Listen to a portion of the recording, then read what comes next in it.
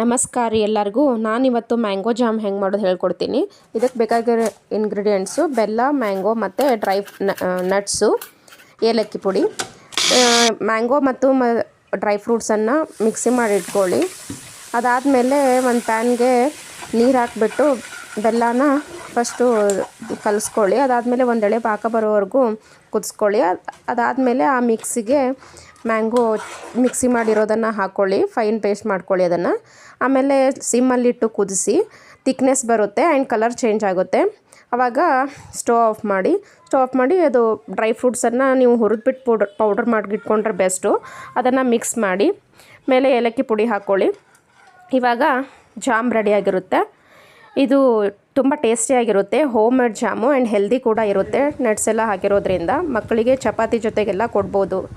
ಚೆನ್ನಾಗಿರುತ್ತೆ taste. Try ಮಾಡಿ ಒಂದ್ಸಲ.